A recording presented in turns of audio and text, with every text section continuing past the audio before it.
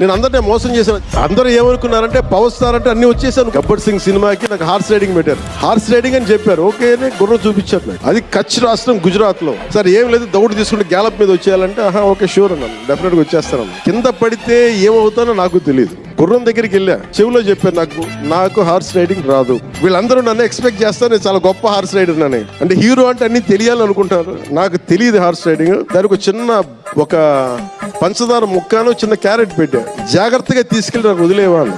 పాప ఆ గుర్రం అది నన్ను ఎంత అద్భుతంగా తీసుకెళ్ళిందంటే అది మీరు చూసారు ఆ సీన్లో. సినిమాలో హార్స్ రైడింగ్ రాకుండా సినిమా వరకు హార్స్ రైడింగ్ వచ్చినాయి. రామ్ చరణ్ చూస్తే నాకు మగధీరలు అనిపించింది. ఎంత అద్భుతంగా చేస్తారంటే చిన్నప్పుడు నేను కూడా నేర్చుకుని ఉంటే ఇలా ఇంట్లో కూర్చొని కాళ్ళు బాగా జాపుకొని కూర్చోకుండా పుస్తకాలు కాకుండా ఇంకేదైనా చేస్తుంటే నేను ఇంత అద్భుతంగా చేసేవాడిని అనిపించేది. ఆ పట్టుదలతోటి నాకు హార్స్ రైడింగ్ నేర్చుకోలేదు జీవితంలో ఇప్పుడు.